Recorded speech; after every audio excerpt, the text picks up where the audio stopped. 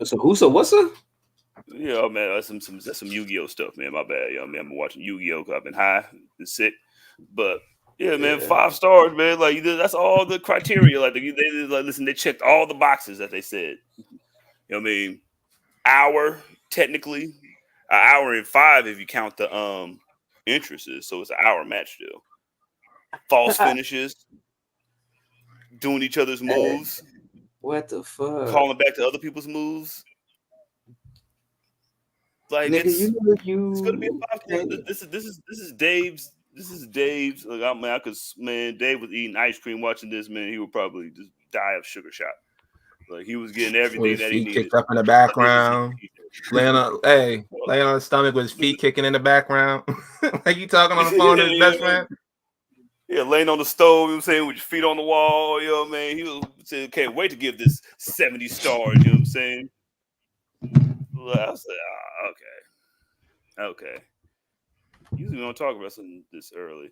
Hey, yo, so yeah, the chat, right? Yeah, let me get at y'all. Let me get you. Yo, I didn't have dysentery. The real JM. First off, I heard y'all say I had the. Don't say a curse word. I heard you said I had the bubonic plague. Don't say a curse word. Don't say a curse word. I don't appreciate that. I don't appreciate you saying that I had the bubonic plague. I did not have the plague. I felt like I had the plague, but I did not have the plague.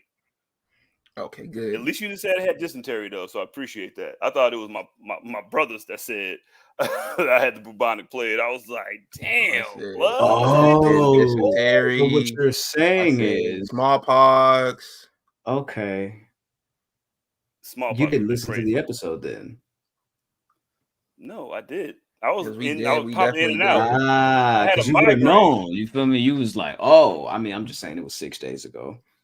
You know Bro, I had a migraine and I was throwing up. I left work. You know, I can't afford to leave work paying this high ass California rent.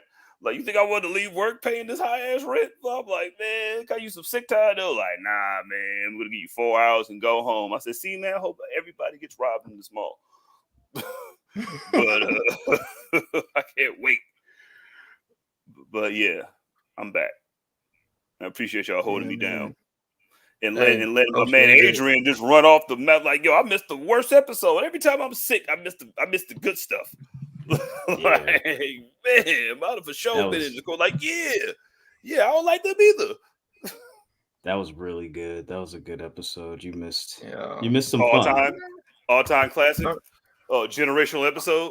You know what's crazy? Shout out to Cujo. Cujo was like, yo, this is my top 5. Yo, I almost cussed him out. Hey, almost cussed him out on that post. I was like, yo, are you kidding me? I'm not gonna lie. We made a threshold. I'm not gonna lie. I was like, yo, I was reading the comments. They're like, CJ gonna come back and not gonna have a job. They said it's walking papers. And also, like, I want to say to you, Graham, I can say when I'm wrong. That clip. That shit was cool. I was like, yo, why are you trying to start a war with these niggas? Oh, so are we gonna pull the curtain back on? Yeah, I'll pull the curtain. Yeah, because my boy right here. Yeah, my boy right here didn't want me to post it. He was like, you gonna start what's the beef with these? You got a problem with these? Scary ass. I was like, do it. Nah, because you're usually the one, like, whenever I encourage some nefarious shit, some wild shit, Graham's always like, what's that gonna do for the show? What is that gonna bring us? How are we gonna honor God through this? Like, how are we what is the angel Gabriel gonna think about this? Yo, fact. Man didn't want me to post it, P. You feel me? It's like, nah, don't do it. Don't do it. You feel me? And I'm just like, hey, blood, some things gotta be done. You feel me? Honestly, okay, here's my thing, right? Here's my thing. I don't got a problem with none of them people. I don't know none of them people. You feel me?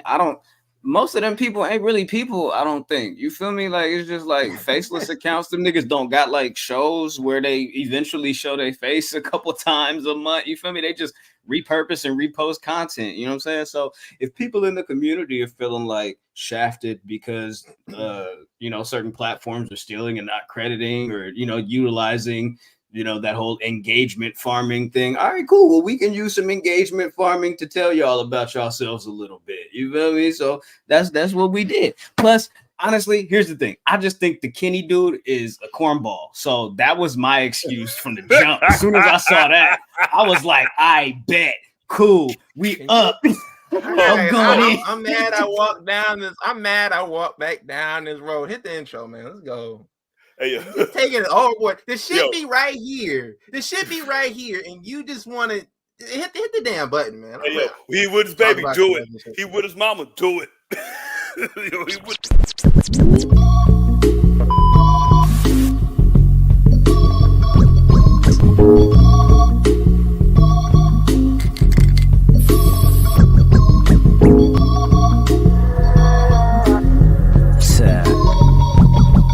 Tell him. I probably send your wish to give me some chicken. If you ain't knowing, love, is the list.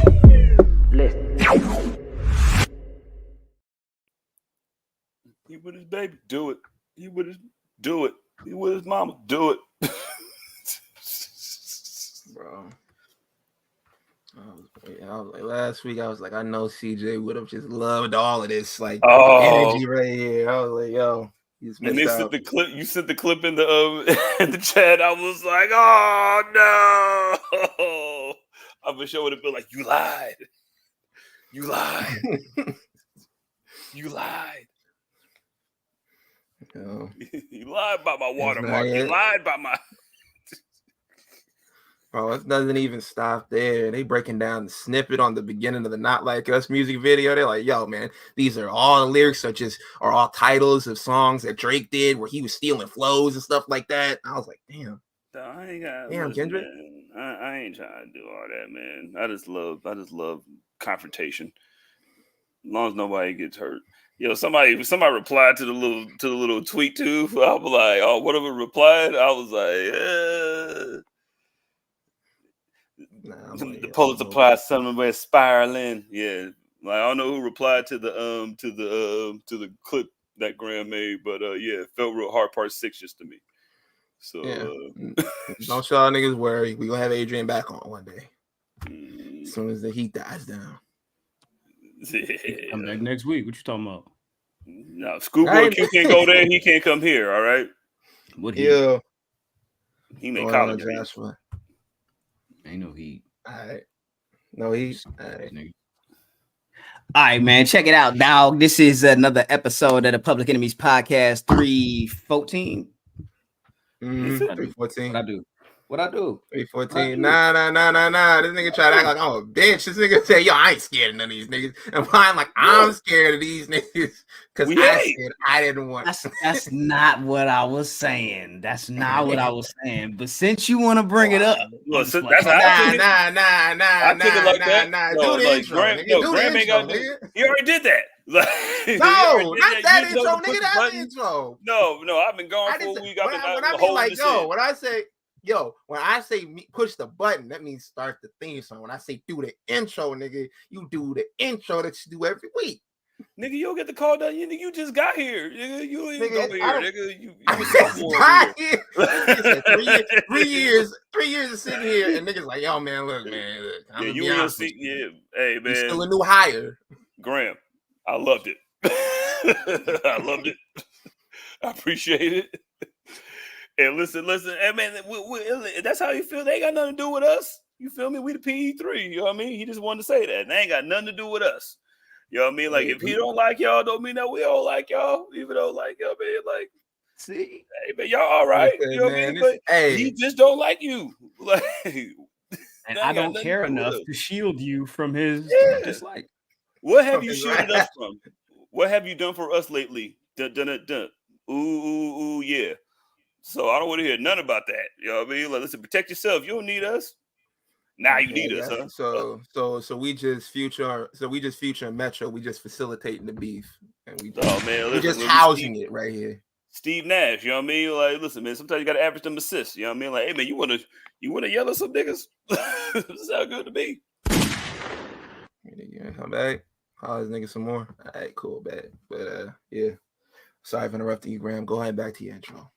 I have nothing I to won't say say with the nothing. intro. You guys know what you're watching. You guys know what you're listening to. Public Enemies Podcast. I'm Graham. That's Ben. That's Jizzle. We're all here. You know what's funny? Me and CJ actually had matching shirts on. We were both wearing Top Dollar t-shirts right before we went live. And I said, oh, shit, you got on that shirt? I'm going to change because we're not twins. Okay? No, we're not twins. No, we're not twins. And y'all don't call nobody twin. Y'all niggas from Atlanta. You say slime, like you don't do none of that. Hey, don't you say "dew" and "two" from wherever you from? Baltimore Raven. Where's your Lamar Jackson at? No, I'm tired of you. Like you've been champ for a week again, and then like now you just like see. I'm never gonna be sick again, y'all. See, next time I'm just gonna throw up on camera. All right, because apparently y'all said I had. Oh, you're the champ still? Of course. Hi. I thought Ben said he was. Yeah. Hi guys. I was champion for like all right, kill it with that Chris Jericho shit, nigga. I know what you're doing. I was champion. I was champion for a week. I was champion for like 8 or 9 days. Nigga saying in the comments like, "Yo, this thing got a Kane reign." Hey man, we got a Christian Cage reign. We can give you the Free the Wave title if you want. You feel me? You're free to wave. Yeah. All right, man. What do you guys want to talk about?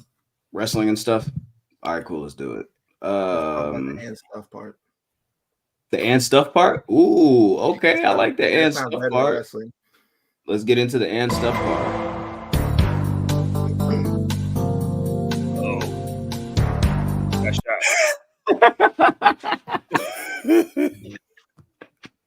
That's what I got, man. That's what I got. So listen, we're not doing small package news anymore, so I got to do something to introduce like the little whatever shit at the beginning. You know what I'm saying? So there you go. You got Law and Order. You feel me? So it is that. You feel me? Hey, so PBS is going to be airing a documentary called "When Giants Walked Here." This is Jim Crockett era documentary. It is what is it? I think it's the Dartmouth or something, the arena in North Carolina, wherever them niggas was doing all they shit back in the 80s going crazy, 70s going crazy. Jim Crockett Productions. They got a documentary coming out on PBS on August the 10th. So I don't know, check that out if you're interested. There's another is this a documentary or is this? Yes, it is. This is a Netflix series, actually. The Queen of Villains. It is dedicated and surrounded and centered on Japanese female wrestling legend Dump Matsumoto and her career. This premieres on Netflix on September the 19th.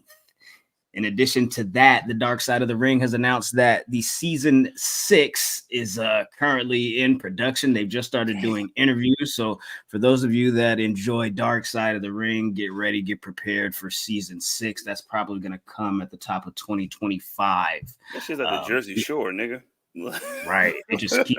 I mean, it's a lot of wrestlers with a lot of bullshit going on in their life. You feel me? So there you go. Yeah, man. How many more evil niggas we got to talk about? How many more bullshit? How many more niggas been fucked over? Remember the time that Sexy Red was there? Like, oh yeah, you're definitely getting one of them. Sexy Red. Did you see the tweet that Sexy Red put out after she like 2 weeks ago or whatever with her and? I thought you were trying to shoot at the gang. You know what I mean? I thought we had to get on her head, but I seen that. Well, with that said, we're going to close out this little news bit section with that comment right there. Ken Knuckle Mountain Arena. No, does the and stuff include Graham killing another part in the new AEW project that just dropped? Yes, indeed. There is a new AEW project out. It is called Who We Are Volume 2, a celebration of excellence. I got a track on there called Embassy Suites. It is a record dedicated to Khan. Featuring Cut Right. My man's went crazy on that. He actually spazzed, went stupid. You feel me? I was a little bit jealous of his verse. But that record is out there. Apple Music, Spotify. You feel me? Check that out. All the AEW's platforms and all that. Straight like that. Yes, sir. Yes, sir. Yes, sir. Congratulations, Graham. Thanks for being. I want to tell you congratulations because you deserve it. And since you were the best verse on the last one, you know what I'm saying, you might as well get the best verse on the last one for the next one. So yeah, man. Congratulations, bro. Shout out to the culture. This nigga. Damn. You know when you do something, you expect your friends to be like excited and like happy for you. I'm about to go over. I'm about to be like, yo. No. Let me go over. Like, nigga, you was right. Hey, go ahead. No, I got you, man. Listen, I know this nigga longer. You know what I mean? I know this nigga. You know what I'm saying? I'm only been saying that he's the best rapper that I know from my city. You know what I mean? And I know niggas from this city that's made like literal top 10 hits. You feel me? You know what I'm saying? I'm talking about literal top 10 hits who I know their big brothers and I raised. You know what I'm saying? Shout out to like a red nose. You know what I'm saying? And like I've been saying, I was like, yo, man, I don't think better rapper because he be rapping with wrestling themes and shit like that. And all that shit, man. Listen, he act like he don't want to do this shit, you know what I mean? That's why he took himself out, you know what I mean? But he deserves to fucking praise, nigga, because he's good at what he do, nigga. If he wasn't good at what he did, we wouldn't be doing what we're doing right now. All right. And I'm just glad that fucking somebody's giving him his fucking flowers that he deserves, nigga. Because nigga, I can rap, nigga. And I can rap really, really, really well. I can rap really, really well on any beat. It's just kind of shady. It's kind of shady that they want to give me my flowers. They give me my flowers when I walk away. That's wild. That's wild. We gave him the flowers when he walked away. When he walked away on his own. You know what I'm saying? This is real love and hip hop is what you're doing right now, Graham. You know what I'm saying?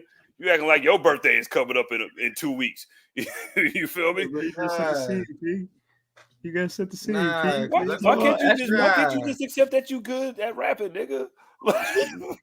This nigga, because I saw the tweet, they were like, "Oh yeah, the new album coming out," and I was like, "Graham, you got a verse on?" He's like, "Yeah, I do." Oh no. He just told us, we were like, "Hey, how you didn't let us know? What the fuck is that about? You're not gonna really let us know?" And then I think about, I was like, he might have let us know about it, and we congratulated you then. But you want 2 congratulations?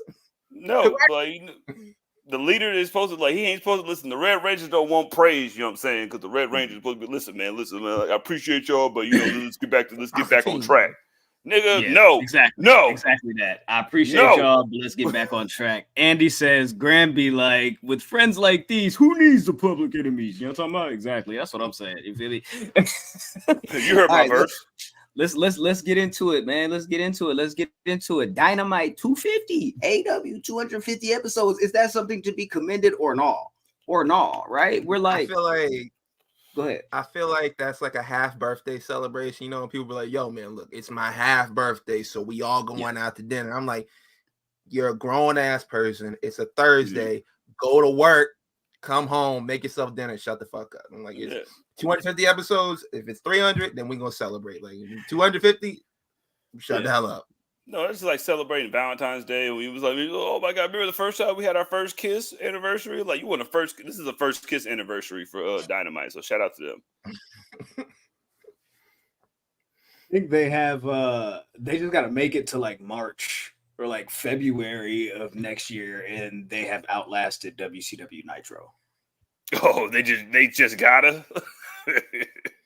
That's just crazy.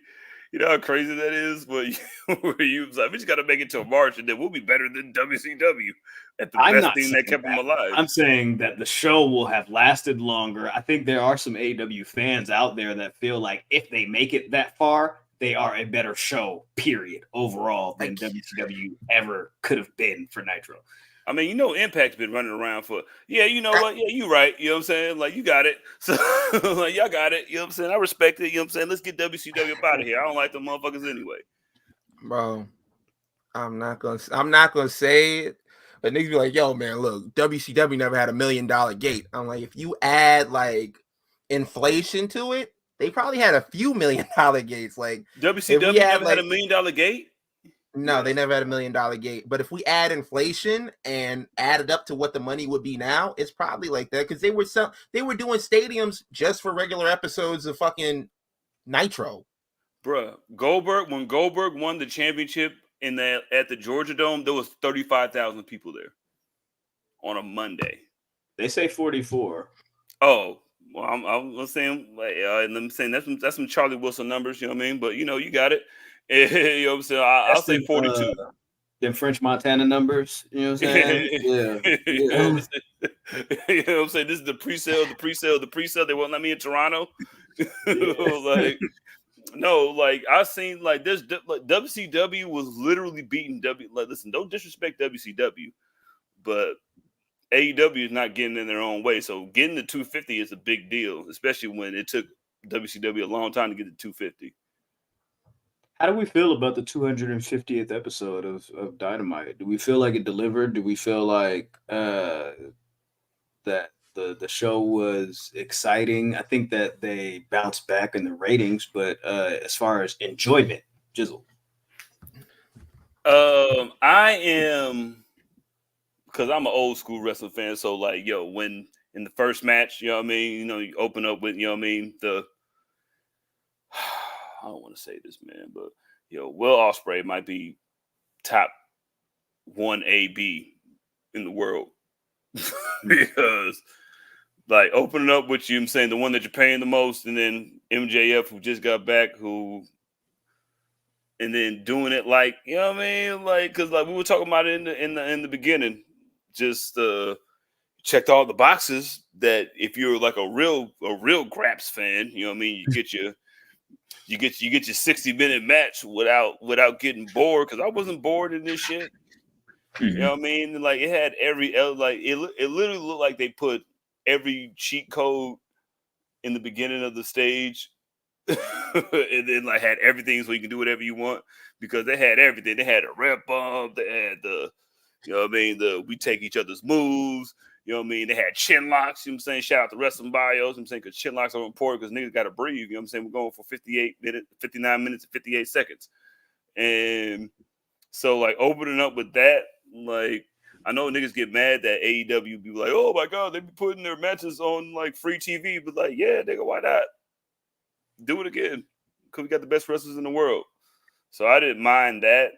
But I just hate that. You know what I mean? Like, it just left a lot for people to live up to. But from the man, I like that shit, dog. Like, I fuck with them niggas, man. Like, listen, shout out to Will Ospreay. And then the other nigga won. But you know what I'm saying? Shout out to Ospreay and then shout out to them. Like, yo, they held it down.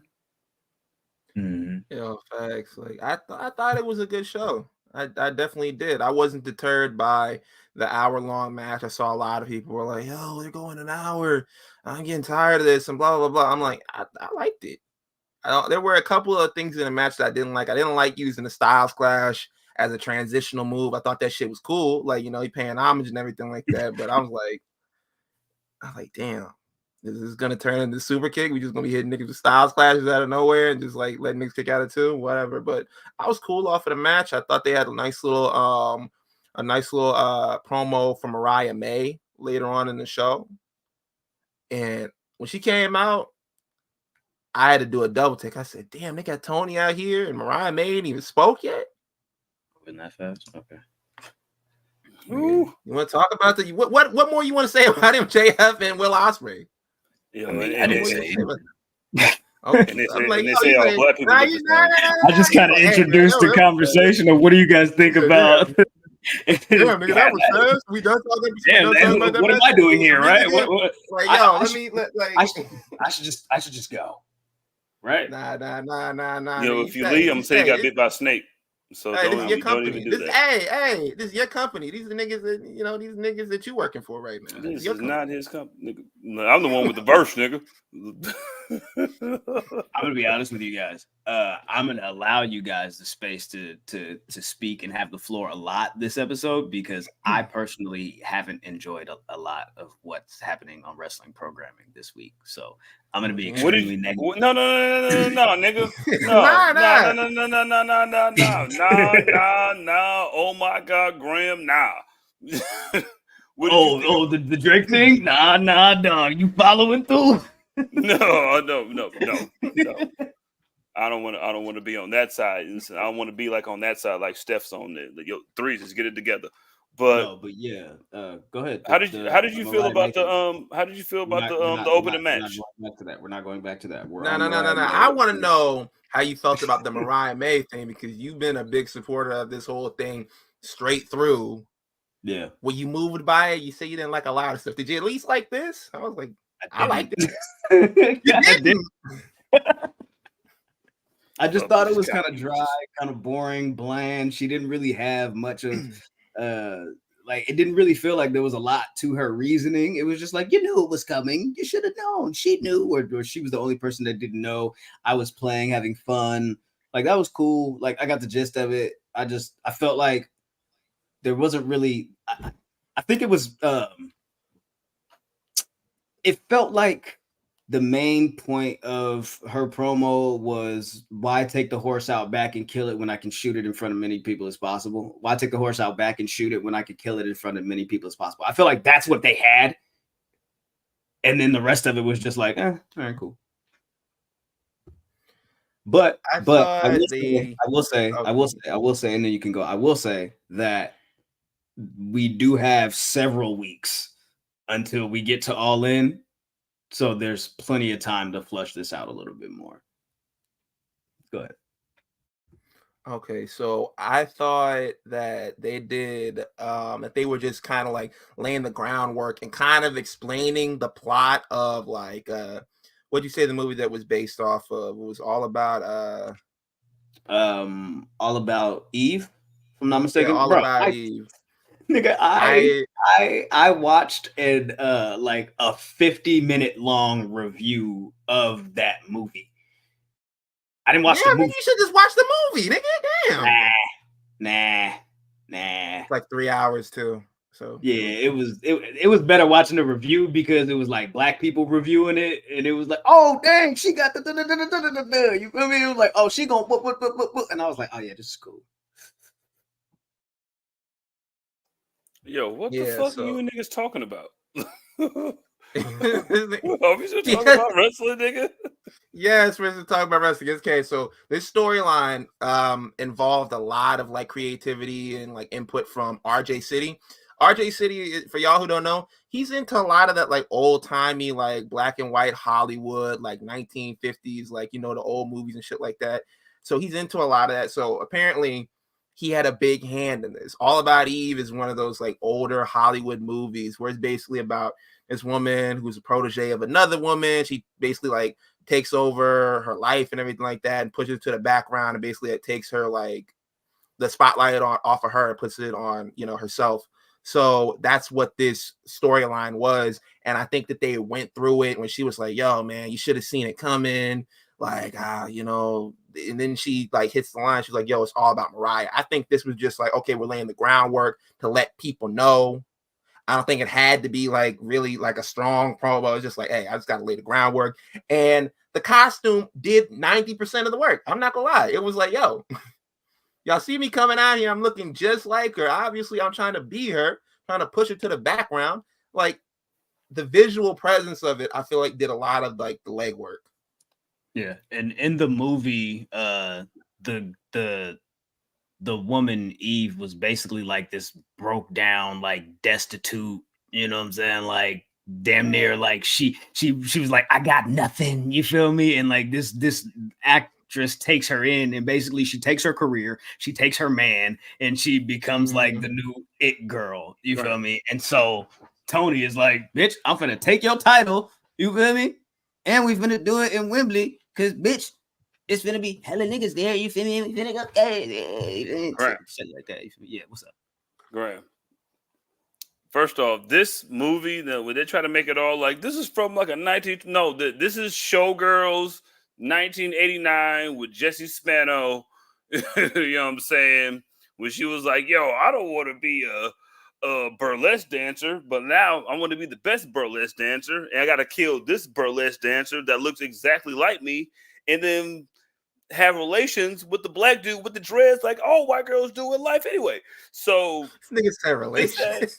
No, this is look. I'm trying not to cuss because I want to be a better person coming up on my 36th birthday in 2 weeks. So I want to be a better person. But So listen, not man. for the show. This is not for the show. I don't want to not curse because I want the show to be monetized so we can pick this up and make this into something instead of just bullshitting around. Like, nah, it's for my birthday. And I want to be man, you know what I'm saying? Because like you know what I'm saying, like in order to be a part of the show, which I am, you know what I'm saying, I gotta make myself better, because if myself ain't better, then the show can't be better, because myself is not being whatever. So I'm saying, shout out to your fucking soliloquy that you did, because you said I had fucking bubonic plague. You didn't fucking defend me, Ben. You piece of human garbage, nigga. Always said you had dysentery for like 30 minutes. Anywho, nigga, this is Showgirls. Nigga said I had smallpox, nigga. Fuck you. Oh, I did. I definitely said you got a cobra bite. Listen, this is fucking like that Mariah. That shit was very underwhelming, especially coming off of fucking busting Toni Storm open with her own heel and then drinking her blood. And then you come up and be like, yeah, you know, like, you should have seen it coming. Like, nigga, you were the one that was fucking confused, my nigga. Like, you decided to be like, I don't know who I'm going to choose. Like, so, like, if you plan on turning on her in the beginning, you should have turned on her. So I don't need none of that. Like, I just need to listen. I am the new version of you. Like, people was mad that she dressed like her, even though she's been dressing like her to fucking pull the version on everybody that she's fought for the last 9 months. You feel me? Like, I've been dressing up like old Toni Storm in NXT. But I didn't need the promo. Like, everything that happened last week when she busted her open and won the Owen Hart Cup, like, that's all I needed. Like, you could have just let Toni explain herself. Like, why did you let that happen to you? You're supposed to be the champ. So what you're saying is they should have taken a week to let this breathe and then come back to it next week? No, what I'm saying is that Tony's the one that had to fucking explain herself, nigga. I'm the one that busted you open. I just want a whole entire tournament. I just want a whole entire tournament. She gonna talk. Ooh, hey, nigga. Whoa, if she can't show up, nigga, then we ain't talking about satellite, nigga? No, you did. You did. All right. Y'all have anything more on this before we move on? Lie to you. Yeah. No, not on that at all. Yeah, not on that. All right. Bet. Swerve is in the Blood and Guts next week. He's a champion. He should be defending Team AEW. You don't like him defending Team AEW from these men that started it? You don't like that? That's the way to get Hangman in it. So, no, I'm cool just as long as the Acclaim ain't in it. That's all I want. I'm like, yo, just as long as the Acclaim ain't in it, I'm cool. What are you guys talking about? They're in the match. They're in it, Ben. They're in the match. Oh, nigga. My bad, nigga. Okay. I'm about after this conversation because I was paying attention to that portion of the show. My bad. I apologize. Y'all continue. Nigga, I was doing Swerve joined the team officially. You know, Swerve was already on the team. No, he was talking to McClain niggas, and then they was like, "Yo, we're gonna do this shit." There's a reason why I roll out these topics. All right, boom, Blood and Guts.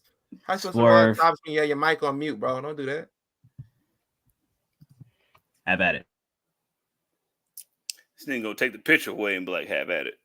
Yo, put the picture back, nigga. Where's the picture? I'll take the picture away. Nigga, I push the buttons too.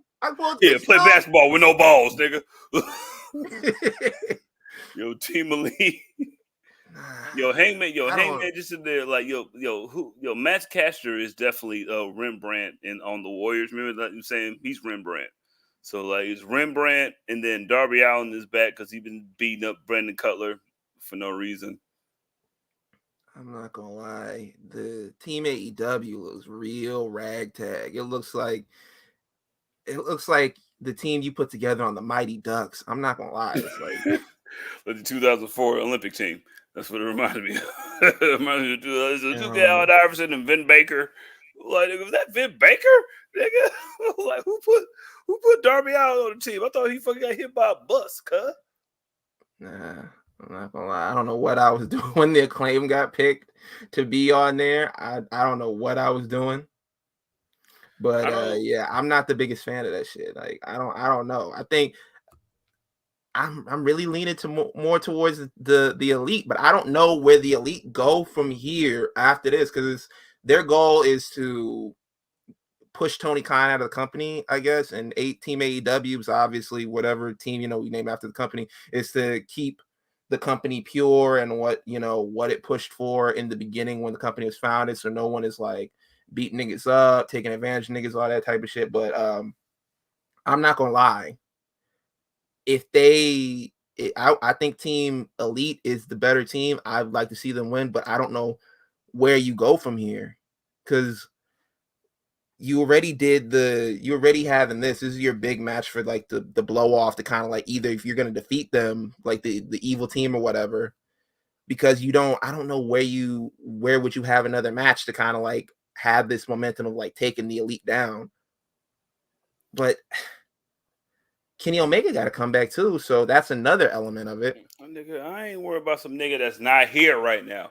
You know what I'm saying? Like, it just feel like this whole thing just happening on a episode of Dynamite. Like, I can respect even though people was bitching about them having an hour match with, you know what I'm saying, Ospreay and MJF, like having like a blood and guts match was something like one of your bigger like gimmick matches. Like, just like on a random episode of Dynamite, it just kind of like that shit kind of just like, yo, like for what? Like, you can have this for a pay-per-view, but like it just seems like Blood and Guts should be a pay-per-view. No, I think Blood and Guts should be a match on the pay-per-view though, like, because that's where it's been at, right? No, it's always been an episode of Dynamite from conception. It's been an episode of Dynamite that they've done, and they've had it on there, and they've been like, okay, well, this is what we're having on TV.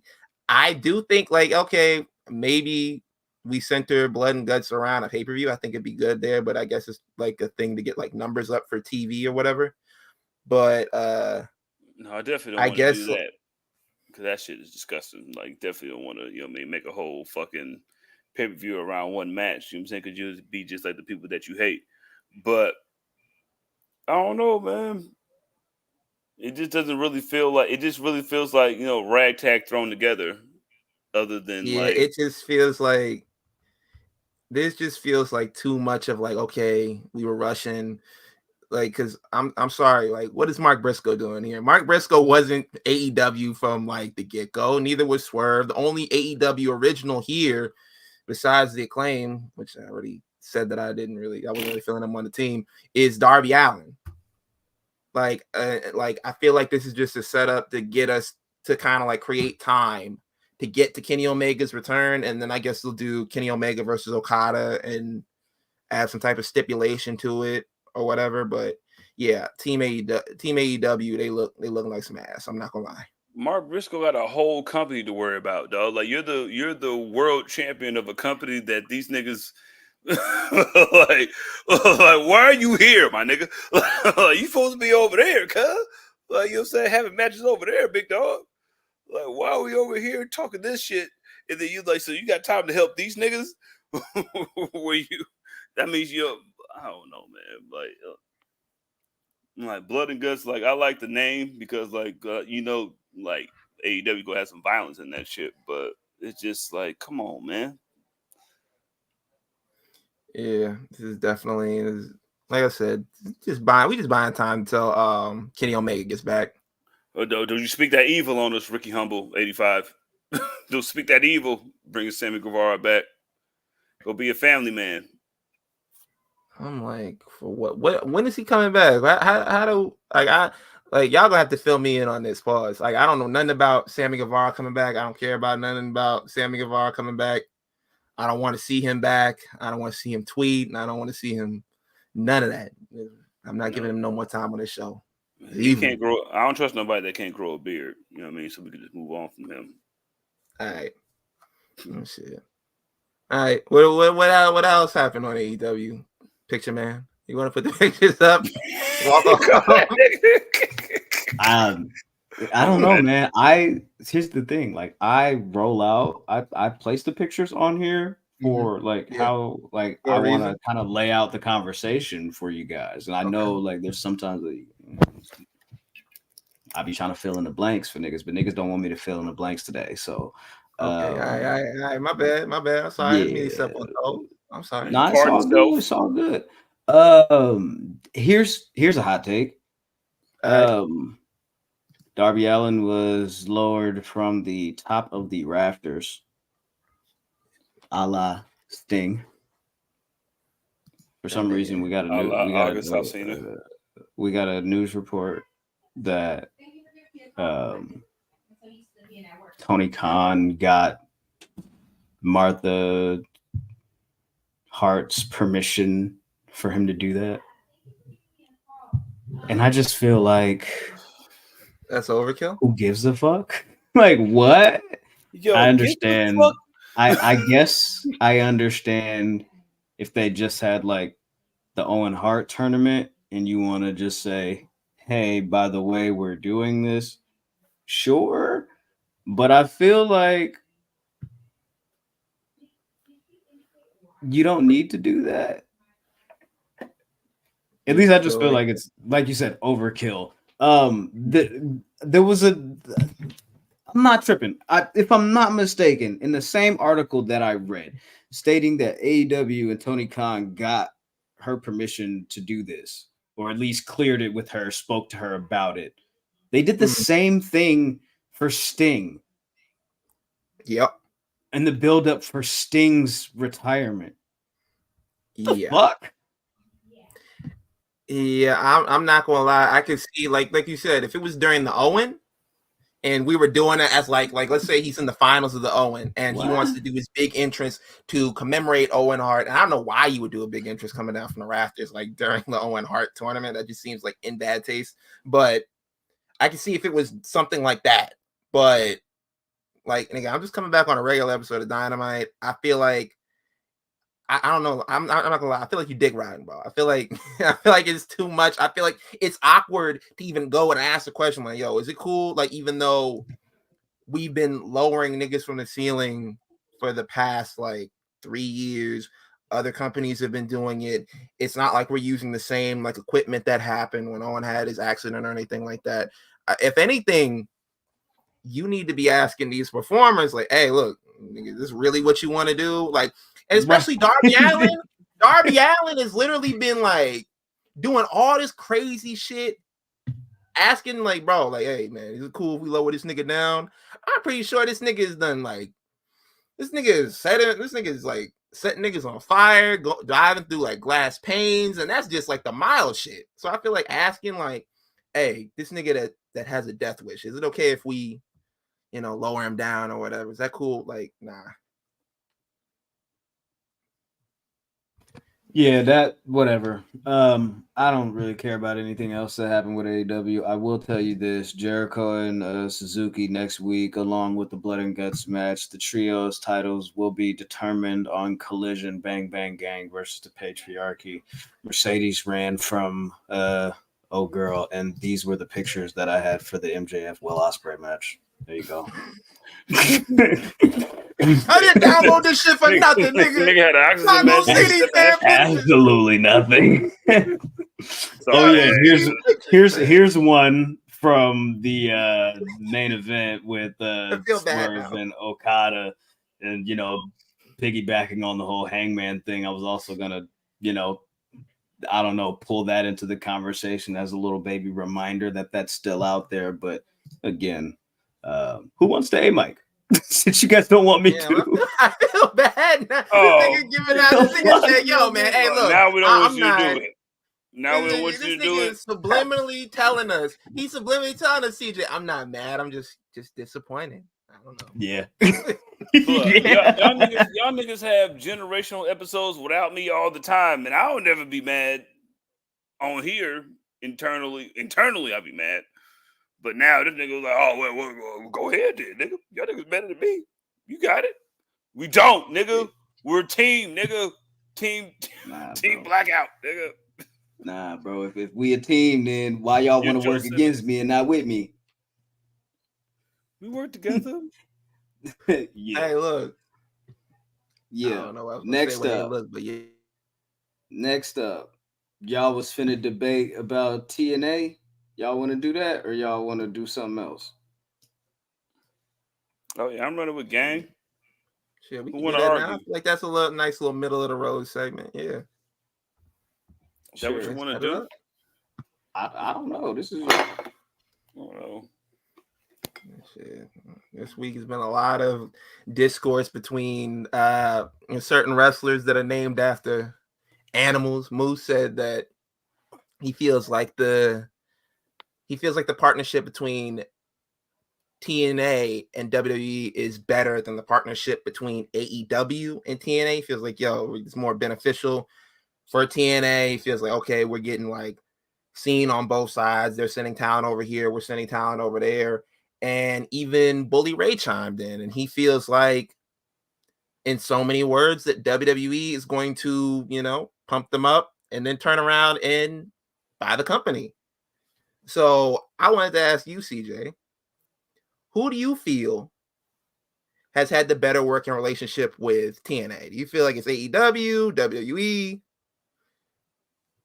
Hey, I got AEW, nigga, because we the first bitch to hit them niggas. You know what I'm saying? Like, listen, we the first one to even try. You know what I mean? Like, y'all didn't want to try. Listen, y'all, WWE didn't want to try until we tried. You know what I mean? Like, it's not our fault that you niggas are the gullible cousin that's going to believe everything that we say in the wrestling business, all right? I didn't tell you to fucking let Kenny Omega come in there and win all the belts on his belt collecting tour and then get nothing back after that. I didn't tell you to do all that shit. So listen, man. Hey, man. AEW, listen. Shy Johnson, listen. Shout out to Shy Johnson. Listen, AEW is definitely Ray J. I can't help that we did that first and we made y'all famous. And you guys were trying to kill WWE the same way we were trying to kill it. So be happy with what you got. Lucky we let Kenny Omega come up over here. Okay, I guess, and I'll take the side of WWE that they had a better working relationship, because I haven't felt like it's been like, okay, we're going to put your big title on one of our guys and we're just going to let him come back over it, and he's only going to come back on like certain episodes to defend it.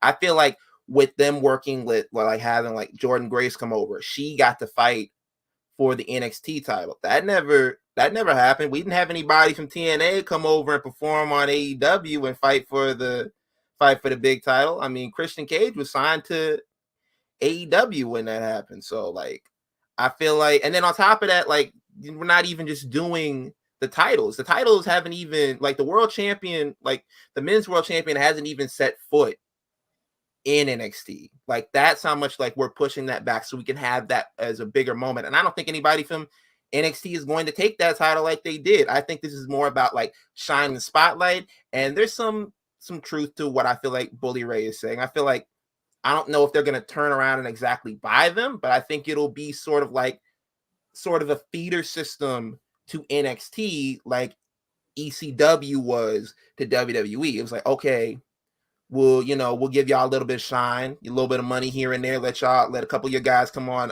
Raw. In exchange, when the contracts are over up there, send them our way. It's not much different than the working relationship that AEW has with New Japan and CMLL. No one says when they send in talent over there and they sign them. When Will Ospreay came over, no one's saying, "Oh man, Tony trying to buy New Japan, Tony trying to buy this company, Tony trying to buy that company." No, it was like, "Yo, just pass them along." It's like, "Hey, you made some appearances on that show. We'd rather you go over to one of our friends anyway." So, listen, what are you gonna say? Go ahead. You niggas came to us because we did the Forbidden Door, nigga. Like, we didn't ask you niggas to come over here. You feel me? Like, AEW was the newest hot shit in town, and you wanted to fucking attach yourself to us, man. Like, I don't want to hear nothing about them niggas. Like, like, we was like, well, you guys didn't send it. Listen, you guys are in the honeymoon phase right now. Like, like AEW and WWE are in a honeymoon phase because they got a new nigga in charge.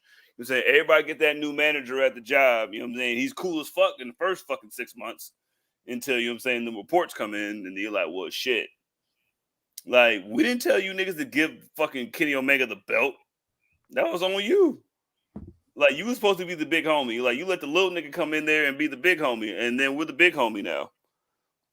AEW did all they could to get over. And good, nigga, that's on TNA to be the gullible cousin that believes that Santa Claus is real. That's on y'all.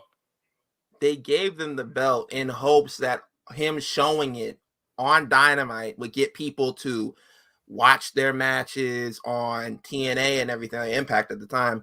And I think they were also hoping that, like, hey, maybe you let some of our talent make appearances on AEW, but it was literally just a one-way working relationship. That's why I feel like the WWE relationship is like a little bit more beneficial, because we're sending guys over there. We're sending Tatum Paxley over there. We sending hey, don't y'all do that. Don't y'all do that. Hey, don't y'all do that. We sent Pat Bev over there, you know what I'm saying? You say to Germany, you know what I'm saying? That makes the NBA more international, nigga. Listen, man. I know you used to argue with this nigga, but don't bring up Tatum Paxley when you're arguing with me, my nigga. No, bro. My point is, I'm not arguing about the stars of the company. I'm just arguing I sent Kenny Omega to your show, nigga. I sent no the best came wrestler back in the world to your over. show. No one came back over. Like, yo, he did allowed to send talent down there. Nobody came back over and was allowed to be on their show. And on top of that, when they asked for talent to come down there, they were like, I'm not going down there. Chris Jericho said, nigga, I'm not going down there to perform in that shithole. This were his words. Sammy Guevara said, no, I'm not going down there. And that's Sammy Guevara. Yo, nigga, you better be happy that anybody invites you anywhere. Johannes Haslam and Dylan Brooks doesn't want to go and play in Serbia. You're gonna have to give me better names than that, big dog, because like just having Joe. If you'd have pulled like, listen, man, Joe Hendry is on fucking NXT, like it's really good. Yeah. Like, and we took that shit from y'all. Listen, we sent our best. Like we sent our. Like, listen, Kenny Omega is AEW's Braun, and we sent him to your little weak ass show when nobody was watching it. Even though we took your title. Hey man, my bad. You know what I mean? Even though you said yeah, you feel me? But me sending Kenny Omega to your show once a month, and then you sending Tatum Paxley once doesn't really. No Quarter Catch Club, no Quarter Catch Crew, bro. No, I'm just saying, nobody. But I'm just saying, in half the niggas that we sent. All right, man. I didn't have to send Kenny Omega. I could have sent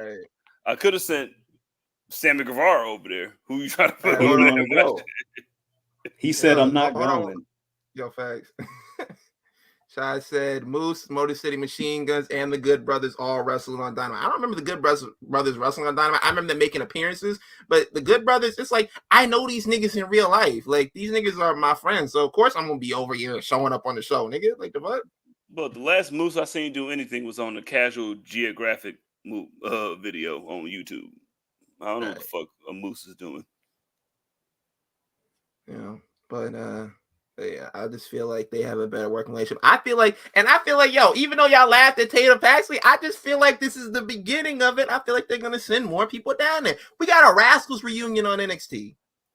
Bro, you could substitute Tatum for Fallon Henley, and they'd have been like, oh, what? Fucking hate this nigga. All right. I'm done with this. Y'all can pick out who you thought had a better argument. Who you think? So I win? No, tapping out, nigga. No, just because the argument, just because the debate is over, don't mean you won. Like, it's for the people to decide who won. Oh, just because it's over doesn't mean that you won. You feel me? It's just that the time is out. And then we gotta let people decide. Going to decision. To close that out, you guys are hilarious. I will say that I have quite enjoyed the Impact and NXT or the TNA rather and NXT relationship. Jordan Grace was amazing. Hopefully she gets to come back on to NXT TV. Joe Hendry has been hilarious, just the way that he's popping up in all these different places. And just, you know, show injury. Exactly. That's great. I do know that Dynamite saw not Dynamite, excuse me. I believe it was during the Sean, as Sean says, it was during the pandemic that AEW was working with them, and that was the COVID was the problem during that time. But they did see like a 30% increase in ratings. This WWE partnership has not led to any increase in ratings. Ben, are you watching TNA? Yes, I've been watching TNA. Has this led to you I've been watching TNA? watching the parts that I want to watch. Yeah. This has led you to watch more TNA. That's good. That's good. Even if you're lying, that's amazing. That's great. We'll say that. There's a bunch of matches that we saw during this partnership, like Kenny Omega wrestled Rich Swann, Sami Callihan, Moose, Chris Sabin, Eddie Edwards, Willie Mack, Deonna Purrazzo, and Thunder Rosa wrestled. Mercedes Martinez and Deonna Purrazzo also had a match. Kenny Omega versus Christian Cage versus Josh Alexander, and you're talking about Tatum Paxley. Just want to throw that out there. We're only in the beginning. This is like what's that shit that they be the Paul Heyman saying? This is only the second inning. This is only the second inning, And also AEW booked the Good Brothers better than WWE has, and they weren't even on their fucking roster. Like, fuck. But I will say this. They don't give a fuck. So all the more power to them, because as long as the checks is clear, it don't matter. They don't care. Listen, is the direct deposit gonna hit on time? Okay, cool. What you want me to do? All right, sounds good to me. You're lucky I'm here. So yeah, salute to these two guys in that debate. I had a blast listening to you two pontificate and try to come up with solutions why any of this is good, really, to be honest. Whatever. But hey, support wrestling. Yeah. I want you niggas ain't gonna be talking shit when AJ Styles shows up, nigga. How about that? You say you want Brian Scalabrine to come up, you say, and start doing Styles clashes, right? Get that old nigga up out of here, blood. Man, you niggas is old, blood. What are you gonna do when you send AJ Styles and I send fucking Will Ospreay? Never mind. I tried it. Cool. Good. I got nothing no more. I lost it. It's gone. I can't use it again. Dang. Okay.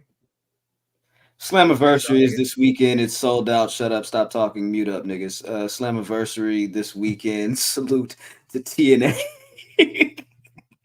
We got a couple of matches on this card. Salute to AJ Francis. He's defending the Digital Media Championship against PCO, and this nigga just won't die. Jordan Grace is defending the Knockouts World Championship against Ash by Elegance. I don't know why she's wrestling a match. The Knockouts World Tag Team titles are on the line. Spitfire is trying to grab them belts from Masha Slamovich and Alicia Edwards. Oh, by the way, the TNA World Championship is on the line. It's a 6-way elimination match. Josh Alexander, Frankie Kazarian, Moose, Nick Nemeth, Joe Hendry, and Steve Macklin. I will say this. If TNA does not pull the trigger on Joe Hendry winning the world title in this match this very weekend, what the fuck? NXT's gonna do it? Yeah, you're right. NXT's gonna do it. I mean, since y'all niggas don't want to get this fucking free 100 lives, we'll take it. Mustafa Ali defends the X Division Championship against Speedball Mike Bailey. Yeah, this is probably going to be the best match on the card. Not probably. No doubt. That's going to be the best match. Not probably. Not probably. 100%. Boom! Shout out to Carol 22. Wesley just popped up on TNA TV. What? Is he? Are they added calling him Derek White Wesley to over there? Living team? Like, swear to God, nigga. That's crazy. Yo, man, y'all niggas is so happy, man. Everybody's having the relationship in the first 3 weeks, you know what I'm saying, which is not asking to see your phone, but, cool. WWE announced that No Mercy and Halloween Havoc are returning this year for NXT Sunday, September 21st and October the 27th, respectively. So I don't know if you're in those areas, get your tickets. Premium live events, they'll be on Peacock. I'm watching from home with a blunt. They said the Rascals was on NXT. Yeah, there's that. What else? Shit. I got something to say. Benjamin. Oh, never mind. What? Good. Oh, Please. Nigga said my first whole name. Nigga, damn. Wait. Oh. He said Benjamin. Nigga, wait. Jizzle said he had something to say as I was trying to get that No, out. I want, no. You can ask Ben. No, you can ask No, Ben. yeah, go ahead. Go ahead, because you what? Oh yeah, I had a whole agenda to start. Listen, so we talking about NXT. I got a whole new agenda to start. I'm calling it the Hail Mary. Thea Hail Mary. You know what I mean? I want her to win all the belts in NXT. That's all. Nah. She's like GTA 6 Bruiserweight. I'm not gonna say I really feel about Thea Hale on here, but you have fun with that. The way you feel about Tatum Paxley is the way I feel about Thea Hale. Okay. All right. Well, how you feel about Thea Hale? How I feel about fucking the Bird Lady? We had a whole fucking drop for this shit, nigga.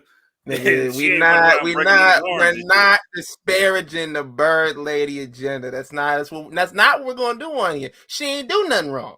Okay? It's the Bird Lady agenda. The only Bird Lady I trust is Tony Braxton and Monica. Yeah, fuck out of here. Yeah, not it. She ain't it. My bad. No, Thea Hail Mary. You know what I'm saying? That's what we're calling her right now. She's gonna win all the belts. Okay, Graham, what did you have to say? Big fish in a small pond. I don't know what this nigga's talking about, Graham. What did you have to say? I wanted you to take us through this latest VHS tape from the Wyatt 6 and Mr. Eric Rowan. Yeah. Because that's new shit. That's compelling television. Yo, facts. And we had just talked about this a couple of weeks ago with the whole like introduction of the VHS tapes and everything like that, and them introducing the characters and all that. So in the way that they introduced it, they had the VHS pop up, and the Y6 put the VHS on the Pat McAfee show. He delivered it to WWE, dropped it off with them and everything like that. And it was a vignette of Eric Rowan. And he was explaining how Bray Wyatt and Brody Lee's deaths affected him, and his need to be surrounded by people, because he just feels like, okay, well, if when I'm gone, who's gonna miss me? Who's gonna mourn me? That sort of thing. So I thought this was really compelling, and this hit me harder than the Bo Dallas video that he did when he was talking about how Bray's death affected him, because on the documentary about Bray and everything like that, we kind of got to hear him get out all of his emotions, his feelings and everything like that, and, you know, give us the rundown and everything like that. But we haven't been able to hear from Eric Rowan, and hearing him just be like, okay, I lost one brother and then I lost another brother, and talk about that and be like in tears and all that. I feel like that was, like you said, Graham, that's compelling television. Like, this is the best one that they've done so far. And I feel like they could have, like, you could have done this one as a two-parter. I feel like, you know, there was a little bit more that you could have talked about. You could have talked about his time away and all that type of stuff. But I feel like they really did a good job, especially like not just keeping it centered on Bo Dallas, like letting you know, like, we're going to give you an insight on what everybody else feels too, and not just like centering it all around Bo. CJ, how'd you feel about the VHS tape with Eric Rowan? Oh man, it's always sound like something that I said, you know what I'm saying, a couple weeks ago when I was like, hey man, what if they let all them niggas talk? Nah, man. That shit was it kind of adds like a layer to where like you don't know like where they're gonna be at. Like, you know what I'm saying? Are they fucking bad guys? Are they the Pride Troopers? Or are they you know what I'm saying? Like, who are they? Like, are they doing this shit for justice? Like, well, what are they? That Eric Rowan shit, that was probably the most deep and the most personable that Eric Rowan has been since he's been wrestling. And I think that whole shit with Eric Rowan, like, because he was the one that I was worried about, even though Dexter Lumis is the one that don't be saying shit. So he was the one that I was worried about because he don't really be talking like that. You know, he's been like Redbeard, then he was running around with the Dark Order, and then he popped up, you know what I mean? Like, he was saying shout out to Brody Lee, RIP. You know what I mean, with that, but you ain't really heard from him like that. But like him being the first one to speak out of the group, other than Bo Dallas, I think that meant something. It kind of shows that he's, you know what I'm saying, that he's Chubbs, or he's like the second in command. You know what I mean? Like he's Stringer Bell without the snitching. And like I think that was a strategic move to have him speak first, and then have fucking Joe Gacy, who had his own little group, and then Dexter Lumis, who was in a group but didn't say shit but married somebody. And like I think him going there shows like not only his importance in the group, but his status in the group. And then like I think that they're gonna be running this shit together. So like I really enjoyed the Rowan shit because you didn't get to see that shit. Yeah, I felt like it, like what you said, like I feel like it was a strategic move because right when we had gotten like our emotions calmed down after the whole Bray Wyatt conversation and all that Bo had with Uncle Howdy, it's like, okay, you know, we're just going on with introductions. Like, nah, here's some more tears for you, nigga. Here's some more shit to break your heart. Like, I guess next, I don't know who we do next. Maybe they go. I feel like they would save Nikki Cross for last. I don't know why. I just feel like nah. You gotta let Nikki go next because she's the most like when you really think about like Nikki is the most accomplished person in this whole fucking group. When you really think about it, because what have you other motherfuckers done that I ain't done? And I'm just over here handing out the tapes. And I think eventually, like especially what Rhea be doing with the fucking Judgment Day, like I'm the one that has world championships and Money in the Banks and tag team championships. Like you niggas ain't won shit. So I think like I even think that shit's a fucking ploy. Like having her like I'm the one bringing out the tapes because you know like hey man, everything needs a woman's touch type shit. But like I would like to see her go next because I don't give a fuck what Joe Gacy got to say, nigga. Like real talk. And this nigga Dexter Lumis ain't said shit before, so why would I care right now? Especially you supposed to be a rambling nigga, and then you ain't said nothing.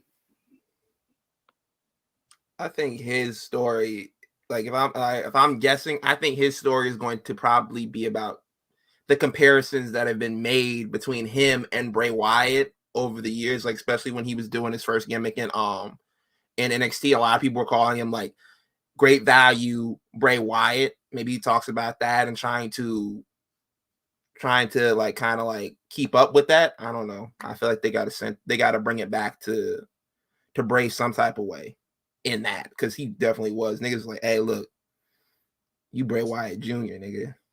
So husky hairs looking motherfucker. Especially when he changed up his gear and started wrestling in trunks. I was like, hold up. Put this pig mask on, fat nigga. But you I saw Ben, you made a comment because this whole Eric Rowan thing was fire, of course. You know, these niggas in pre-production shit where they get to shoot shit and edit shit and cut shit, chop shit up. They always gonna go crazy with that. I thought it was really just fucking sad. Like it's just fucking sad, man. It just felt bad for this nigga because everything he said was right. Who's gonna remember me? I'm just Rowan. You know what I'm saying? And nigga, you are just Rowan. But like you gotta bring it into the ring, right? You gotta bring it into the ring, right? And so they had this thing where Chad Gable calls out Bo Dallas, and already I feel like we're having the effects of what this shit does to other characters. We've been waiting for months for Chad Gable and the Creed brothers to get together. And that shit was so fucking quiet. You could drop a pin and somebody could guess if it was heads or tails. Yeah, definitely anticlimactic. So when I saw you say a 6-man tag match at SummerSlam would be a movie, I'm going to ask you right now, who's going to be on this team to face Chad Gable and the Creed brothers? Okay. All right. So it's Who gonna you be got? obvious. It's gonna be Bo, Yeah. obviously, for obvious reasons. Yeah. Joe Gacy. Despite what I said about this nigga, he can't wrestle, and Eric Rowan is the big man. I think we just let Dexter Lumis just sit outside with Nikki Cross and just be menacing. But hey, all them niggas is big men. I think it's gonna be a good match, and you're absolutely right about the debut of the Creed brothers and Chad Gable forming their alliance being very anticlimactic. I feel like you could have had them get together this week, and then next week you could have had him call out. You could have had him call out Bo and they attack him, and you do all that. I feel like it was a little clunky. I feel like they could have done it different, but yeah.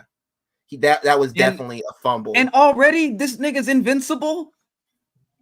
You get the beat down and he's not invincible. That doesn't hurt. It's so funny. Keep doing it. Do it again. Bring out my friends. You got your mask. I got mine. Okay, cool. Isn't this so fun? This shit is stupid. I didn't. Bro, this nigga got a whole nigga on his team, nigga with a hammer, nigga. Look. I love the shit where they do with the edits and the shit that they're doing behind the scenes with the promos and shit.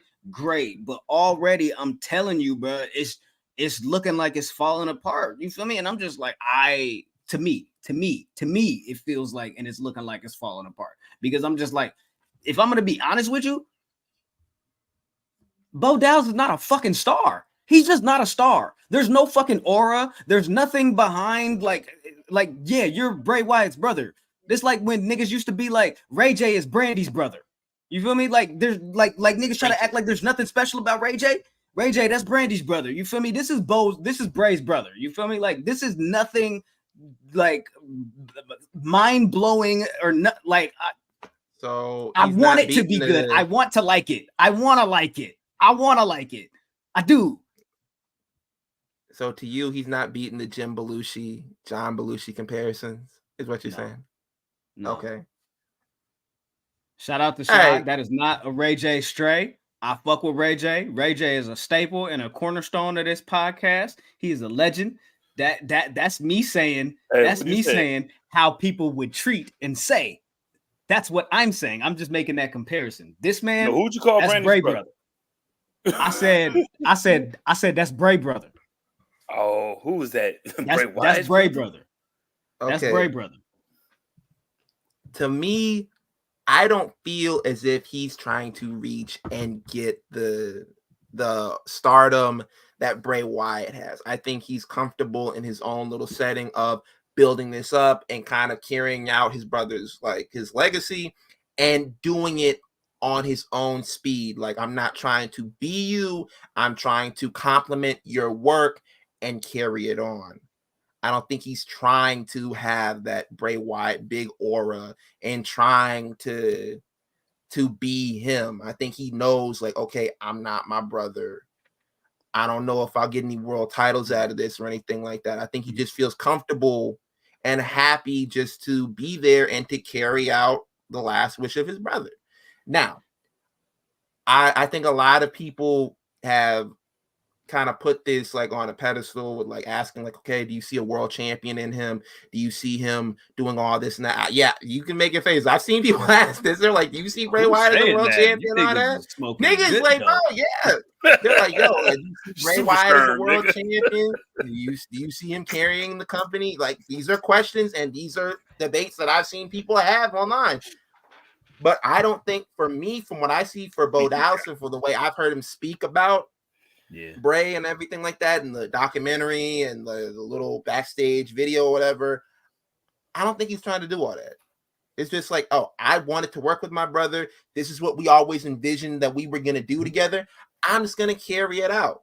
I don't think he needs that star presence. I think it needs to be in the middle of the show. Somebody gotta be a where it star. is. Not the big star presence that Bray had.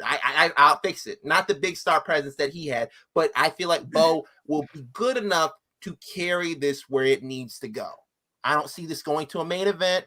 I don't see this going to like the upper part of the card. I see them having some fun 6-man matches, being menacing and being towards kind of the middle of the card. This isn't the Wyatt family that got Bray Wyatt the world title shots and all that type of stuff. I feel like this is like, he doesn't need a title. We're just going to keep this middle of the road, middle of the show. It's going to be really grandiose, really big, but we know our limits. It's like we're playing within our limits. Oh, yeah. Shout out to Christian Ramos. You know what I'm saying? Bo is Fat Joe, whereas Bray is Big Pun. You can't fill them shoes, but you'll be successful enough. This is probably the greatest fucking analogy that I've ever seen in my life when it comes to this shit right here, because that is so, yo, in the middle of the middle, couldn't do diddly. Hey, yo, all you have to do is be yourself. You know what I mean? Even though if your brother is a legend, like, all you have to do is be yourself and then carry on the legacy. You just got to do it the way that you do it. I think because like even with the Wyatt family, like if as much as people want to talk about the Wyatt family, like them niggas still became the Bludgeon Brothers, and then we destroyed the Bludgeon Brothers on this podcast in the first 18 episodes. I know I did. So we're not gonna act like that shit broke off into something else. Like he's just trying to do something. You know what I'm saying, to carry on the legacy while building up some other niggas. And like, listen, this Wyatt 6 is way better than that Wyatt family that was with, you know what I'm saying, with just them three. Like, I think you just need to give it some time, man. Like I said, give it some time, let it marinate. That's why I love the Rowan shit so much. Question. Like, yo, like just let it ride. Answer. What are you talking about when you say this Wyatt 6 is better than the Wyatt family with what 3? When it was just Bray, Rowan, and then Brody. You think this is better than that? Yeah. I'm turning this show off. Thanks for coming. Follow at the MVP 3. Okay. The one I give you the one with Braun. I will give you the iteration with Braun. I will say that this is better than the one with Braun Strowman involved, but I can never in my lifetime give you. Bro, what iteration could it be if you just added another nigga to it? If you added another nigga to a whole group and they're weaker, then what the fuck is the good of the group? You are saying that this 5 weeks of videotapes is better. I meant that it could be. Them niggas give it some time. I don't think it could be. I think Bray, the Wyatt family, the original Wyatt family, did what they did. They set the standard for what this kind of like grouping could be. The Wyatt 6, I feel like, isn't even comparable to the original Wyatt family. Until if they can get can build up a catalog of matches that you can sit beside the original Wyatt family, like, okay, that match was better, that match was better, that match was better. Okay. But you gotta look back. These niggas had rivalries with the Shield, with the New Day, with all these other groups like John Cena, all that. Like I told you before, they're not sniffing the main event. Yo, that automatically sidesteps all it. You just wait. You just wait until you get the Wyatt 6 versus Legado del Fantasma and fucking Austin Theory and Grayson Waller and Bobby Lashley and the Street Profits. It's their fault that they don't have a Shield to go against. So it's their fault. When they put them with the LWO and Stephanie Vaquer joins the group, and then shoot, she goes evil too, and then Nikki Cross beat her ass, and then she got to go back good. Ooh, that's gonna be just the best, right? Hey, Graham, how many Bludgeon Brothers matches do you remember? Hated them all. Hey, I'm saying, how many years removed from the Wyatt family were they from that? I don't know, like 2 years, 3. Maybe. I'm just saying, give it two. some time. Listen, I'm not a patient motherfucker at all.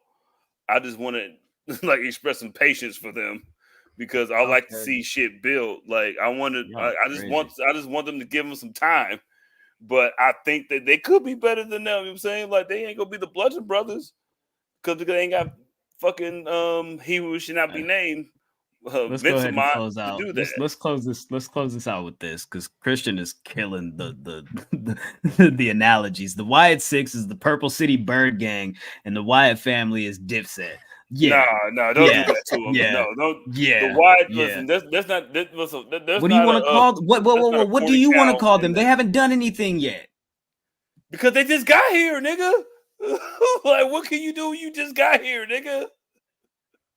Come on, man. Like the Wyatt family had the whole NXT shit to go do that. Check it out. You said some crazy shit, and Rhea Ripley's back, and she had the titties out this week. So, no. No.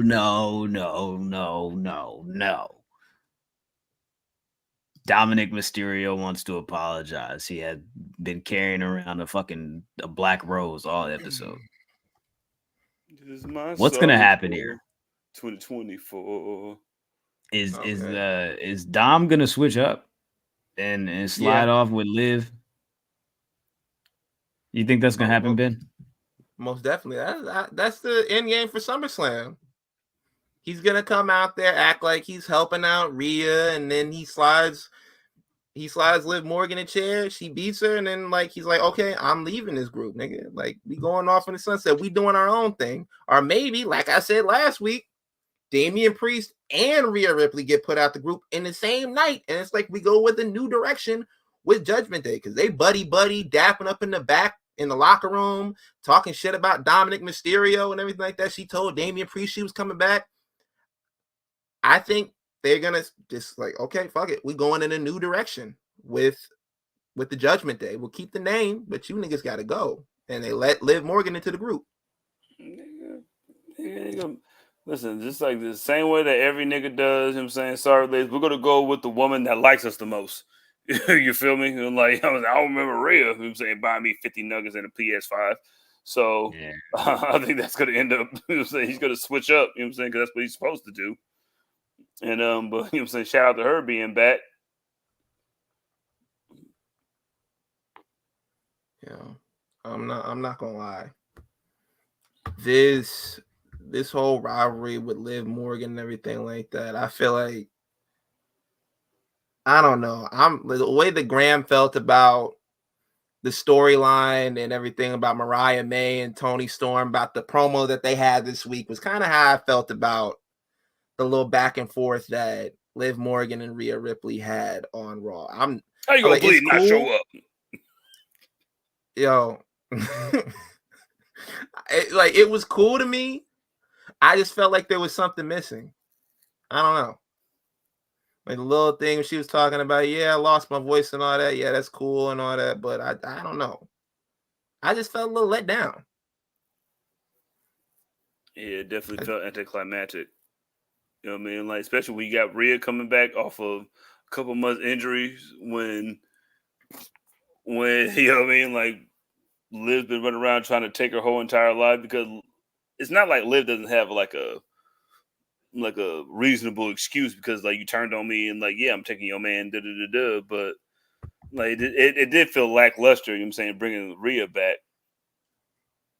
So I wasn't upset with Rhea being back. I was just upset with the way that they used her. I felt like her being back on the show brings a lot to the show. Like you know when she's gone, you feel her presence when she's missing. But I feel like that promo that they had between her and Liv Morgan and Dominic Mysterio was like, okay, I'm trying to get my title back, and then she's like, yo, you can have that nigga. I don't really want him like that.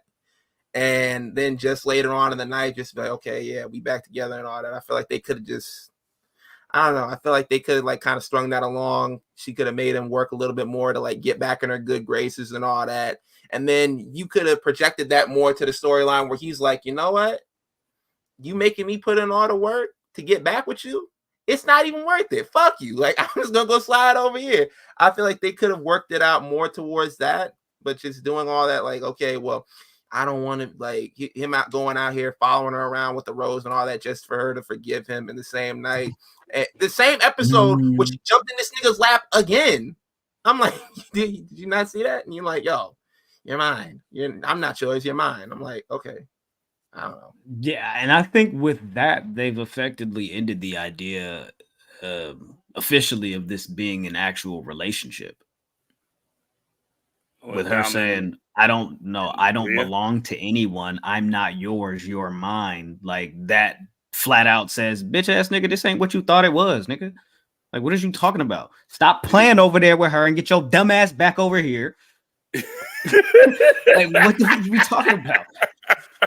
No, facts. And stop playing with me in front of my face, nigga. Yeah. And I feel like it was kind of like insulting to the intelligence of her as a character when kind of Finn Balor and JD McDonough were explaining themselves. They were like, yo, look, man, we just wanted to get the belts. With the belts are back in Judgment Day. And she's like, nah, I'm not mad at you niggas. I'm mad at him. And then they kind of just like played it to that. And she was like, yo, man, it's cool that you guys got the belt. At the end of the day, Judgment Day got the tag titles, whatever. I feel like that was kind of like insulting to their intelligence. Like, these niggas are plotting on you.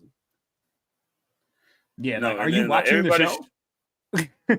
Like, everybody should know what's different just because everybody's dealt with women before. You know what I'm saying? Like, as soon as Rhea was like, I want to take everything from Rhea Ripley because she turned on me because, like, she did one thing to me a couple of years ago, and then now I want to ruin her entire life no matter what, no matter when it happens. Like, I want her to suffer. And then it starts with to her. Yeah, she turned on her, you know what I mean? Like, and then, yeah, man. Yeah. And then a couple months later, beat her up again and then put her on the shelf. Yeah, for real. You know what I mean? Like, you think I'm doing this shit for a reason, but you don't see that shit. You know what I'm saying? They never seen, you know what I mean, when Cannabis had to fucking get at LL. You know what I mean? Like, you gotta get at Rhea because, like, yo, I want you to suffer. But then when, you know what I mean, when Can I Bust comes out, and then there's nothing you can do about it because I can beat you up. And then I can take this fucking goofy motherfucker back because, like the winner in the end is Dom, all right? He's got to play it right. You know what I'm saying? You got to do that little Jalen Brunson shit. You know what I'm saying? Like, let me get 145. And then, like, I can just play this. I love you and I love you. Like, you can love them both. You just got to let them fight each other. And, like, whoever wins, you know what I'm saying? You pick them. With a prize, ladies and gentlemen. But to go back, how many more weeks we got until SummerSlam? What do we got? Like, is that the first? It's the third. The 3rd of August. Weeks from Saturday, my birthday. So that's we got 2 weeks. We got 2 weeks from Saturday. Yeah. There's enough time for them to kind of like to fix my doubts and everything like that leading up to the match itself. But yeah, there was just some plot holes that I didn't really like. I was waiting for Rhea to go off and be like, and you niggas, y'all had her back here, you coming out the room with her and everything like that. She brought you the PlayStation. He's still playing on the PlayStation that Liv bought in your fucking face. And you telling me that you're like, nah, bro, it's cool. Don't even worry about it. It's not even that big of a deal. Like, come on, bro. Turned on his main chick for 50 nuggets. You know what I'm saying? That's only $13.99. You turned on me for $14, my G? Like, you know what I'm saying? That's how you know you can fold. You know what I'm saying? You a weak nigga. $14.27 with tax. For real, you know what I'm saying? That's without the fucking without the sauces. Nah, I need the sauces. He don't need the sauces, apparently. All right, last thing we got on this list, man. Drew McIntyre in this whole situation with Adam Pearce, CM Punk, Seth Rollins. I guess Adam Pearce was saying he would give Drew McIntyre that match with CM Punk at SummerSlam. The fans want to see it. Adam Pearce wants to see it. He knows Drew McIntyre wants the match. He knows CM Punk wants the match. The only thing Drew McIntyre has to do in order to make this match official is apologize to the referees. No. That was just too fucking much. Like, well, hold on, bro. Apologize bro. for what? What you mean? Apologies. Wait. I'm supposed to say I'm sorry? Niggas weren't even there. Who wasn't there? Like them niggas that I punched, you know what I'm saying? They weren't a part of the reason why I was upset. You were just in the way of me trying to get into what I was trying to get into. Right. You feel me? Like, so it's not like I ain't got no issue with them. I ain't got no qualms, no problems, no, you feel me? Ain't no funk, ain't no smoke with them. It's just y'all was in the wrong place at the wrong time. I ain't never seen anybody in America apologize to collateral damage, nigga, so I'm not gonna do it either. Hey, do they typically make wrestlers apologize for ref bumps? No, it's like, yo, what happens when Roman Reigns accidentally swings his hand back, hits that nigga in the face? He's down for 5 minutes. I'm supposed to apologize to them too. Supposed to get fined for that shit too. My fault, nigga. Just don't get away next time. Don't be sorry, ho. Be careful. Just say that you lost your smile, Drew. I feel like they're putting this into place because they're not really 100% sure if CM Punk will be back in time to wrestle. So if they don't end up having this match, it could kind of be like, well, the nigga didn't apologize, so we couldn't have a match. I can't let the match happen. And then they push it back to like Bad Blood or something like that. So how do they get out of this? Because CM Punk isn't cleared yet.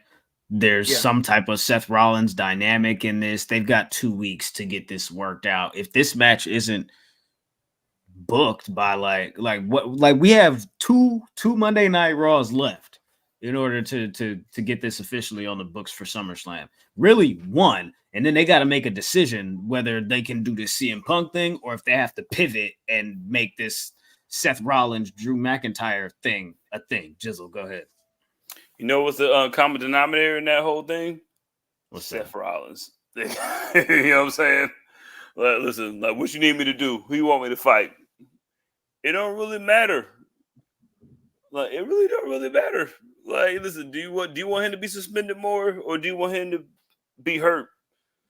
Seth Rollins, like, listen, Seth Rollins coming back like as early as he did was definitely a breath of fresh air for these niggas because. Okay, I can have him fight him, or I can fight him because he's basically been in 2 fucking confrontations with both of them for 2 different reasons. So like, he's definitely the fucking the middle part of the Venn diagram.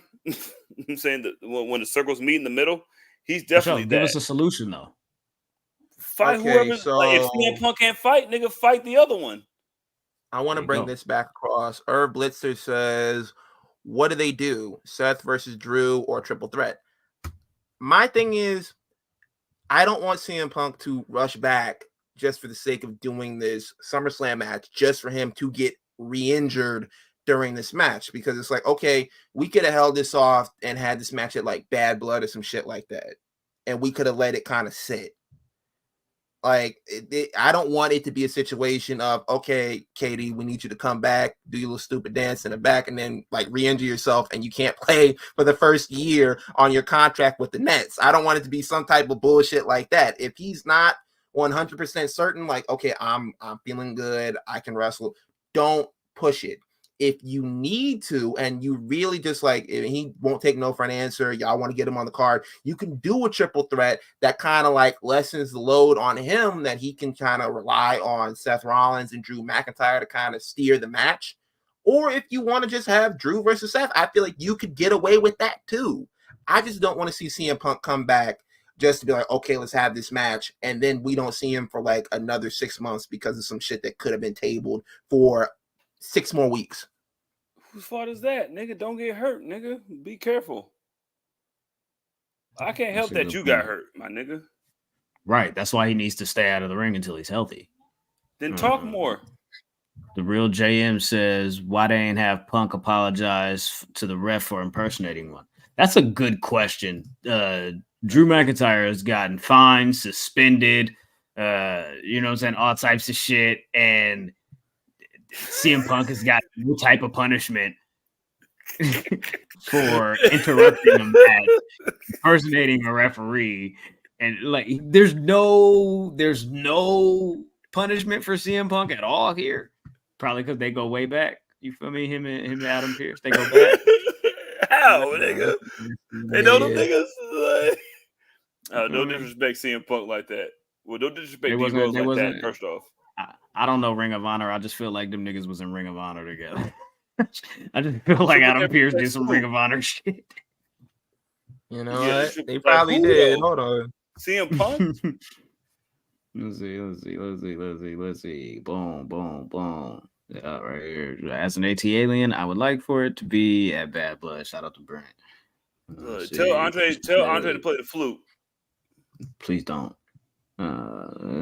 Gerard says Punk running around the house, but if I do it, I get a whooping. That's funny. Nick Aldis wouldn't have let this slide. Salute to David. Yeah, Nick Aldis, he don't be letting them niggas, you feel me, go crazy like that. He be running up on niggas.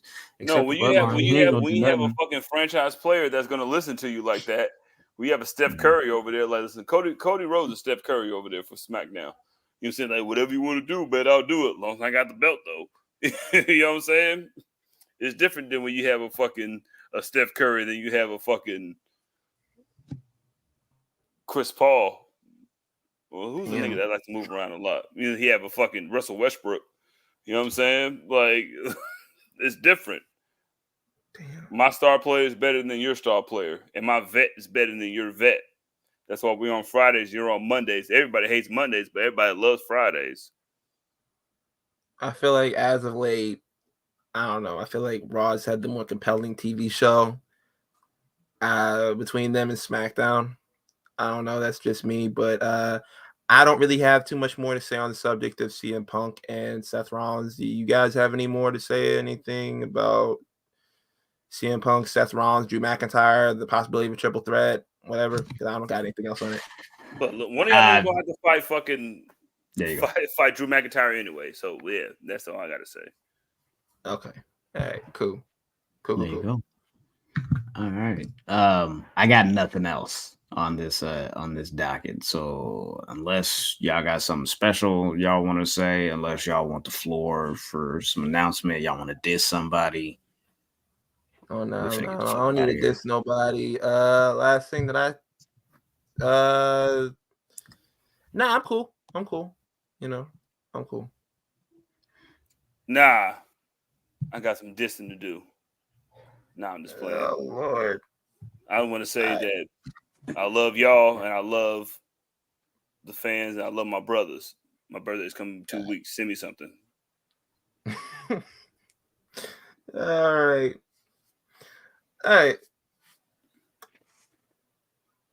I'm good. Yo, wait, hold on. Wait, what Brent said, we are not doing that. We're not dissing. Don't read it. I saw that. I was finna grab that comment too. No, we're doing that. Listen. Ankle weights don't exist when you have Shayna Baszler and then the lesbian. Yo, follow us on the What he said at the enemy's P3 all social media platforms. Follow the gang. You feel me? At oh my god, Graham beat me there. Don't meet me there. Still the public enemy #1. I ain't even defended it yet. I just wanted to remind y'all that this thing is possible. Also, I moved my Penta mask because I figured it should be over here instead of over. And now you can see both of them a little bit better. So there you go. Man. Shout out to Ray. Shout out to Penta. That's all I got. What the fuck is y'all niggas is sick. Hey, you can follow me on Twitter, Instagram, TikTok at _SonOfMars_. I don't want to read no more of your comments. Yeah, good, great. You know what I mean? Like, listen, man, we in July. I'm back from the plague. I'm back from plague and Terry. Yeah, you know what I'm saying? Yeah, that's me. Yeah, _that's _me with 2 E's _. My birthday's in 12 days or 11 days, whenever you listen to it. And yeah, man, I love my brothers.